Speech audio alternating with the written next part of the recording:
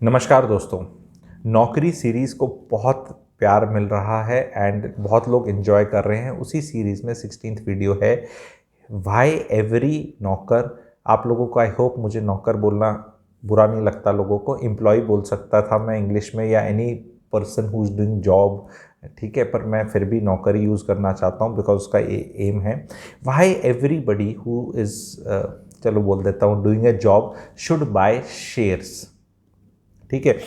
अब लोग बोलेंगे यार ये तो मनी माइंडसेट सीरीज में डालता या मनी वाले में डालता, हमें पता है शेयर्स क्यों खरीदने हैं। नौकरी सीरीज के साथ शेयर्स का क्या एंगल है? मतलब ठीक है, हमें पता है शेयर्स तो इक्विटी में डलते हैं, वेल्थ क्रिएट होती है, पैसा आता है, रिच बनते हैं, डीमैट है, अमीर नहीं जी, वो एम नहीं है, कुछ और एम है बताना।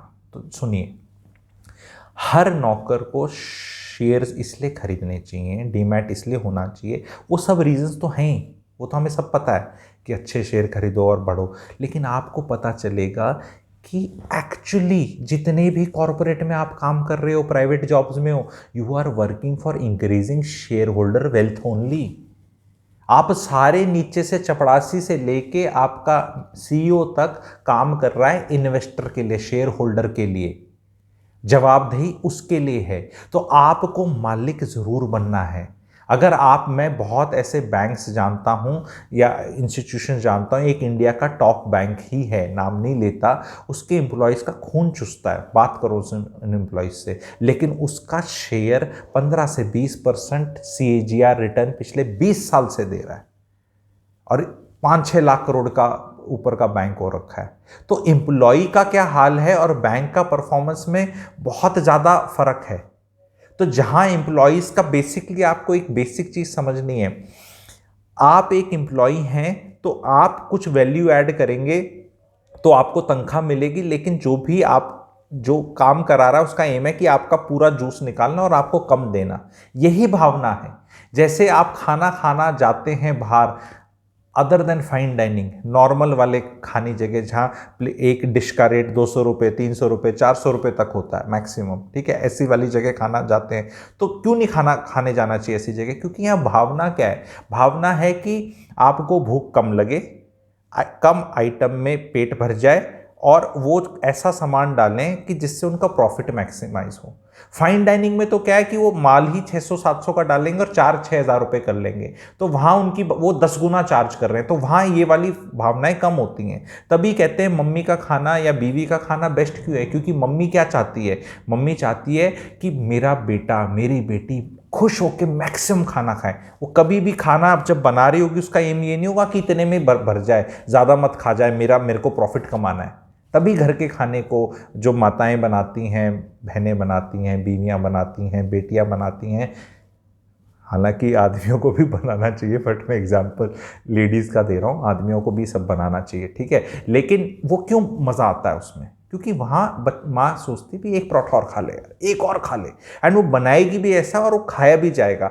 बाहर शादियों में जाओ आप, हलवाइयों का खाओ, क्या डालते हैं उसमें, क्या चर्बी डाल रहे हैं। अब लोग बोलेंगे अरे ये तू कहाँ स्टॉक और नौकरी और कहाँ लिंकअप कर रहा है? लिंकअप ये है जी, आपको समझना है, जब आप शेयर खरीदेंगे तो आपको पता चलेगा कि खेल सारा बैलेंस शीट और प्रॉफिट का ही है, और पैसे का ही है, और वेल्थ का ही है। और जब अपना पैसा आप इकट्ठे करोगे तो हो सकता है, मैं हिंट दे रहा हूँ, अपना बिजनेस खोलने से अच्छा मे बी एस्टैब्लिश्ड बिजनेसेस में पैसा डाल लो, वो आपके बिजनेस से तो ज़्यादा ही अच्छा करेंगे। What is the chance of 6 lakh crore का बैंक और 12 लाख करोड़ की कंपनी फेलिंग, जो डिविडेंड इतना दे रही है अच्छी एक कंपनी, सरकार की पानी से बिजली बनाती है और उसका डिविडेंड देखो कितना देती है, वो 7-8-10%, ठीक है, और शेयर स्टेबल शेयर है, और 50 साल 100 साल तक पानी बनाते रहो, पानी से बिजली, सब रिन्यूएबल एनर्जी तो चाहिए चाहिए, ठीक है। कौन सा स्टॉक है नीचे लिखना, it's not a investment advice, discussion example के लिए बता रहा हूँ। तो जब भी आप शेयर्स खरीदेंगे आपको पता चलेगा कि आप पूरे सिस्टम में आप क्या हैं, आप पूरे सिस्टम में क्या हैं। एक आईटी कंपनी जो पैसा कमाती है उसका बेसिक काम क्या है? आईटी कंपनी में तो और ये डोमिनेंट है कि जो एम्प्लॉई है उसको उसने तनख्वाह देनी है और वो जो भी काम करेगा इस सारे काम का इस इंसान से पैसा लेना है। तो जितना इस इंसान से जूस निकालेगा वो, ठीक है, और जितनी कम तनख्वाह देगा उतना ही उसका प्रॉफिट होगा। तो शेयर होल्डर को तो प्रॉफिट चाहिए। तो सारा खेल यहाँ से है। यस, कभी कभी एट्रिशन बहुत ज़्यादा हो जाता है, ऑर्डर्स बहुत ज़्यादा हो जाते हैं, तो तनख्वाह देनी पड़ती हैं, लेकिन तनख्वाह बढ़े मैं बढ़ाता रहूं, बट दैट भावना ऑफ जूस निकालना हमेशा रहेगी। तनख्वाह भले अच्छी मिल जाए, लेकिन दैट भावना, that stress will always be there. And once you buy these shares and you will read the annual reports, you will read the balance sheet, you will see the cash flow statement, you will see the cash from the operations, you will see return on capital employed, you will see return on equity, you will see debt to equity ratio, कितना loan, क्या return on assets, ठीक है, वो ROA कितना है, वो सब आपको समझ में आने लग जाएगा। इसके लिए कहीं आपको फाइनेंस और वो चार्टर्ड अकाउंटेंट बनने की ज़रूरत नहीं है। एक बार शेयर्स में डालना शुरू कर दो। एंड ये चीज़ें मैं अपने प्लैटिनम मेंबर्स को ऑलरेडी सिखा रहा हूँ। ये लोग ना सीधा, आपकी नौकरी सीरीज बहुत अच्छी लग रही है, बताइए मुझे क्या करना है। अरे भाई, इतना आसान होता, ठीक है, तो फिर क्या बात थी, सब छोड़ के बैठे होते हैं यहाँ पे, ठीक है। तो जब आप ये करेंगे, शेयर्स खरीदेंगे, तब आपको पता चलेगा अपना बिजनेस करने से भी अच्छा कोई तरीका हो सकता है। मैं हिंट ही दे रहा हूँ इसमें। ये जर्नी है, 15 वीडियोस बन चुके हैं। आपके जीवन का जितने नेटफ्लिक्स में 2 एपिसोड देखोगे, उतने में मेरी सारी देख लोगे। 2 एपिसोड, जो 10 वेब सीरीज आती है ना, जो रातों रात बैठ के आप देख लेते हो, तो इतना ही देखना है। पैटर्न दिखने शुरू हो जाएंगे। जो अभी सीधा 16वें पे चढ़ रहे हैं, वो चढ़ती बस में चढ़ रहे हैं, तो मैं लिंक दे दूंगा, इसमें प्लेलिस्ट भी दे दूंगा, देखना। तो धीरे धीरे आप जा रहे हो उधर। 25 साल के हो, 35 साल के हो, 30 साल के हो, ऐसे छींक मारती तो ना नौकरी से छुटकारा मिल जाएगा। पहले यहाँ प्रिपेयर करना पड़ेगा। Each video is making a dot, each video of Naukri series is making a dot.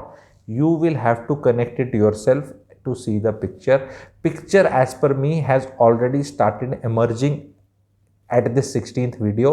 और जो लोग ध्यान से देखेंगे, इंटेलिजेंट स्टूडेंट्स होंगे, उनको पिक्चर अपने आप क्लियर दिखने लग जाएगी।